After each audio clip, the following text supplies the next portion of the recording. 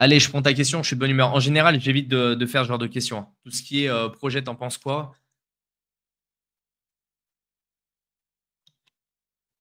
Il y a deux choses. Pourquoi je réponds pas déjà à l'ensemble de ces questions-là ou ce projet, t'en penses quoi? Parce qu'en fait, vous allez prendre pour acquis ce qu'on va dire. Et il y en a beaucoup qui attendent des confirmations pour acheter. Et au contraire, quand vous allez acheter un projet, il faut absolument que vous allez chercher des avis contraires. Parce que sinon, vous allez vous conforter dans les idées et les recherches que vous allez faire, vous allez les rechercher que dans le même sens. Pour avoir vraiment une vue objective, il faut avoir de quoi comparer. Il faut avoir une grille de critères qui est fixe, qui est reproductible, chose qu'on présente dans Crypto Investisseur. Pareil, le lien est dans la description. Donc, une fois que tu as ça, que tu as ton idée, je vais pouvoir te parler de Celestia. Celestia, c'est un projet que j'ai suivi depuis le lancement. Donc, je le connais assez bien. Je n'ai pas suivi les toutes dernières nouveautés, mais j'ai suivi globalement toute son arrivée. Il y a plusieurs choses que je trouve intéressantes sur ce projet. La première, c'est son apport intellectuel. Et pour moi, c'est sa grosse valeur ajoutée. C'est-à-dire qu'ils sont arrivés, ils ont théorisé la partie blockchain modulaire, chose qui était un peu en vrac avant elle. C'est-à-dire que ça existait, ils avaient déjà parlé de blockchain modulaire, mais sur le découpage, ils n'étaient pas tous forcément d'accord. Là, ils sont arrivés avec des jolis graphiques, ils sont arrivés avec ça sur la table, ils sont arrivés à le marketer auprès du grand public. Et ça, c'est une bonne chose. Parce que la blockchain modulaire, c'est un peu l'idée de Vitalik à court terme.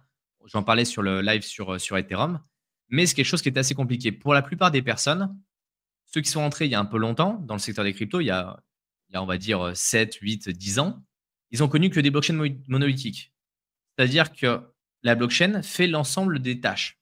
Et donc, elle se retrouve confrontée à ce trilemme des blockchains. L'idée derrière Celestia, c'est de dire, OK, maintenant, avec l'évolution, il y a certaines personnes qui vont être plus compétentes dans un secteur plutôt que dans un autre. Il y en a, comme Celestia par exemple, on va se spécialiser dans ce qu'on appelle la data availability, rendre accessibles les données de la blockchain très rapidement entre les différents nœuds. Ça, c'est leur socle de compétences.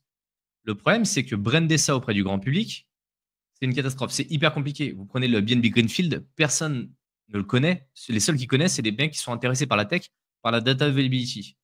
Pourquoi? Parce que Binance a été incapable de marketer ça correctement. Et c'est ce que je trouvais intéressant avec Celestia, c'est justement cette, ce côté marketing qui a été fait. Après, pour moi, il y a beaucoup de choses qui ne vont pas sur le projet, sur la tokenomics, sur les équipes et autres. Mais je trouvais ça hyper intéressant parce que du coup, ça a donné la porte d'entrée à dire, OK, nous, on fournit cette partie data availability, d'autres personnes vont fournir la partie settlement et d'autres la partie exécution. Aujourd'hui, dans tout ce qui est optimistic rollup ou ZK rollup, tout ce qui est rollup de manière globale, on est focalisé sur la partie exécution. Et aujourd'hui, il y en a peu qui se posent sur la partie settlement parce que c'est une couche pareil qui n'est pas sexy et qui est un peu compliquée à expliquer. Donc de dire, OK, la crypto, la blockchain, c'est un petit peu comme un énorme burger. Au lieu de vous acheter un burger qui est déjà tout fait, vous allez choisir votre pain, vous allez choisir vos tomates, vous allez choisir votre viande et vous allez pouvoir prendre les meilleurs ingrédients et votre fromage aussi, il ne faut pas l'oublier. Et vous allez pouvoir prendre les meilleurs ingrédients en fonction de ce que vous aimez.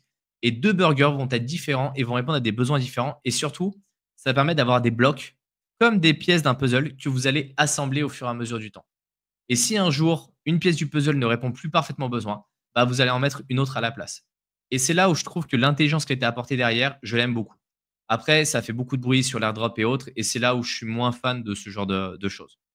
Mais voilà mon avis en tout cas sur le sujet. Je t'invite vraiment à aller creuser le projet en profondeur si tu veux investir ou non dessus, sachant que ça reste un projet qui est restant, avec des équipes qui sont récentes et avec peu d'intégration. Aujourd'hui, il y a peu de blockchains, de grosses blockchains qui se sont dit: «OK, on va utiliser Celestia pour la data availability». Donc fais également attention à ça.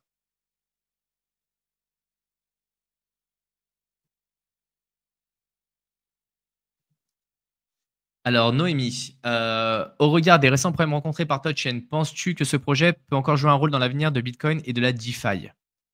Alors, pour ceux qui n'ont pas eu vent de ce qui s'est passé avec TorChain, je vais essayer de vous faire un récap très rapidement.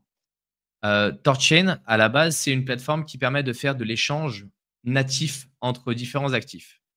Ils ont des pools de liquidité où quand vous allez déposer par exemple du BTC, ça va faire du BTC et du Rune. Ça va vendre une partie du BTC pour acheter du Rune.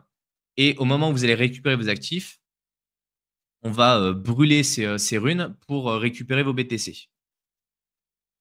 Le problème, c'est que si jamais, le rune venait à se déprécier entre les 2, et ben, on se retrouve à minter du rune pour essayer de combler, cette collatéralisation. Ça, c'était une première problématique protocolaire qui est connue et sur lequel ils travaillent déjà depuis des années.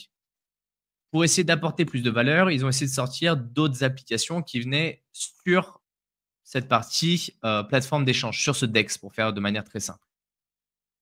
Des produits avec un certain rendement. Ce rendement, il a eu des effets de bord. C'est-à-dire que les mécaniques qui étaient derrière le rendement, je voudrais vous les détailler, mais en fait, ça prendrait trop de temps. J'essaie vraiment de synthétiser ça de manière, la plus simple possible pour que tout le monde puisse comprendre. Mais, ces produits-là, d'un point de vue conceptuel et d'un point de vue architectural, ils avaient des problèmes. Ça s'est vu au niveau de la communauté, mais il faut bien comprendre que le DEX est décorrélé de ces produits-là. Le problème, c'est que ces produits-là, ils généraient une inflation très forte sur le rune et donc ça impactait les possédeurs de runes et du coup, ça impactait le DEX au final. Je vais vous retrouver, attendez. Je vais retrouver un graphe pour que vous puissiez comprendre un petit peu, sur Torchain, ce qu'il en est. Parce qu'en fait, c'est un DEX qui a toujours été énormément utilisé avec beaucoup de hop, attendez, partager mon écran pour que vous puissiez le voir au fur et à mesure. Juste, je masque ton commentaire pour qu'on puisse bien voir l'écran. OK, donc je zoome un petit peu et vous voyez que c'est un protocole qui est en fait très utilisé et je vous invite vraiment à regarder les données on-chain. C'est un protocole qui n'a fait que grandir et là, il y a eu quand il y a eu la problématique, sur justement Torfai, il y a eu une baisse de nombre de nœuds parce qu'il y a eu une certaine perte de confiance. Quand il y a eu le hack de Bybit où ils sont venus blanchir de l'argent dessus, il y a eu une perte de confiance. Donc ça a fait énormément de mal à l'écosystème. Pour se relever tout ça, il y a eu plusieurs propositions qui ont été levées, dont une qui a été retenue, qui a pour vocation, qui s'appelle la proposition 6, si je ne dis pas de bêtises, qui a pour vocation à implémenter un nouveau jeton qui s'appelle le TCY. Parce qu'en fait, la plateforme, elle continue de générer des frais, elle continue de faire gagner de l'argent à la plateforme. Et donc, ils se sont dit, pour rembourser la dette qui était présente sur la plateforme de Torfai, parce que les personnes qui étaient sur Torfai, elles ont perdu de l'argent et donc c'est pas normal. Ce qu'il faut savoir, c'est que Torchain a été piraté 2 fois et 2 fois, ils ont payé les fonds qui avaient été piratés. Ils ont une espèce d'assurance comme ça qu'ils gardent de côté et donc là, pour être toujours dans cette même mentalité, se dire: «OK, la communauté ne doit pas payer les erreurs protocolaires qu'on a pu faire ou du moins la conception qu'on a fait». Et ben, ce qu'on va faire, c'est qu'on va tokeniser cette dette-là et on va permettre aux personnes qui le souhaitent de pouvoir toucher une partie des rendements du protocole et c'est 10 si je dis pas de bêtises, 10 des revenus du protocole sont reversés aux personnes qui détiennent du TCY. Et la nouvelle a plutôt été bien pris. L'écosystème est reparti à la hausse, comme on l'a vu, hein. Il y a un certain intérêt qui a été retrouvé. Et donc, les personnes se sont remis à nouveau à bloquer du rune dans le protocole. Donc aujourd'hui, moi, c'est un protocole que je surveille. Je trouve que c'est assez intéressant. Je pense par contre que les performances vont vraiment en pâtir sur là, ce bull run-là. Mais ça reste un projet qui est très fiable, qui est encore utilisé au sein de la DeFi sur Bitcoin, si on peut dire ça comme ça. Il y a des choses à surveiller. Ils ont eu des gros problèmes. Ils ont souhaité arrêter les choses qui ne marchaient pas. Ils continuent d'essayer d'innover. En attendant, ça reste aujourd'hui l'un des seuls projets qui permet de faire de l'échange de manière native, sans encapsuler justement les actifs. Voilà. Donc, je vous invite à suivre leur évolution, mais ils ont vraiment eu un gros coup là avec ce qui s'est passé avec Torfai et avec Bybit. Et je trouve que les propositions des équipes et l'intelligence qui a été mise derrière et que la communauté a quand même continué à supporter le projet montre qu'il y a un certain intérêt sur ce projet et que pour moi, il a encore de l'avenir. Après, niveau performance, ça risque d'être compliqué à court terme.